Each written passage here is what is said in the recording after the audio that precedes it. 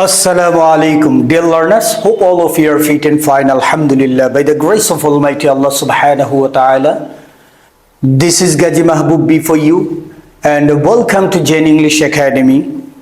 Today I will share with all of you about gap filling activities with clause, filling the blanks with words from the box, box থেকে শব্দ নিয়ে খালি জায়গা পূরণ করো.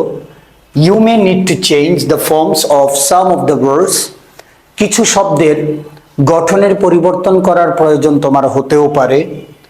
You may need to use one word more than once. একটি শব্দকে একাধিকবার ব্যবহারের প্রয়োজন তোমার হতেও পারে. Let's solve it. Before filling the gaps, you have to read out all the words inside the box and you must learn the meaning of the words as well as their parts of speech. Develop মানে উন্নত করা, এটি একটি verb, to একটি preposition, আবার to infinitive হতে পারে যদি তার পরবর্তীতে verb ব্যবহৃত হয়. Fear একটি noun, conscious একটি adjective, both conjunction. For preposition, punish verb, be অর্থাৎ am, is, are, was, were. Nowadays, আজকালকার এই দিনে parents are very dash of the harmful effect of dash on children. So parents are very, তোমরা দেখতেই পাচ্ছ very হচ্ছে একটি adverb. আমরা জানি adverb এর পরবর্তীতে adjective বসে. So এখানে অ্যাডজেক্টিভ রয়েছে কনশাস, তাই এই কনশাস শব্দটি এখানে ইউজ হয়ে যাবে.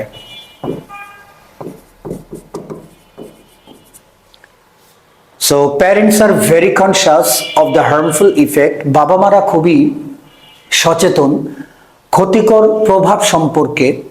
তো কিসের ক্ষতিকর প্রভাব? Of dash on children. আমরা জানি প্রেপজিশনের পর নাউন বা নাউন ফ্রেজ বসে. সো অর্থ অনুযায়ী এখানে পানিশমেন্ট বসবে, কিন্তু আমাদের বক্সে দেওয়া আছে পানিশ ভার্ব. সো এই ভার্বটিকে আমাদের নাউনে রূপান্তর করতে হবে পানিশমেন্ট.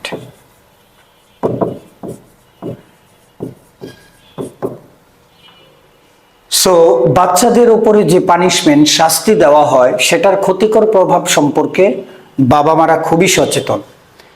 চাইল্ড সাইকোলজিস্ট শিশু মনোবিদেরা থিঙ্ক মনে করেন দ্যাট যে, তোমরা দেখতেই পাচ্ছ অ্যান্ড দ্বারা দুটি অ্যাডজেক্টিভ যুক্ত রয়েছে. সো সেই কারণে এখানে হয়ে যাবে both physical and mental punishment can be disastrous. অর্থাৎ শারীরিক এবং মানসিক শাস্তি উভয়ই হতে পারে ধ্বংসাত্মক. ড্যাশ আ চাইল্ডস গ্রোথ, তোমরা দেখতেই পাচ্ছ আ চাইল্ডস গ্রোথ, এটি হচ্ছে একটি নাউন ফ্রেজ. সো এখানে প্রেপজিশন ফর যুক্ত হবে. and এর পূর্বে যেহেতু নাউন রয়েছে তাই তার পরবর্তীতেও নাউন হবে পানিশমেন্ট.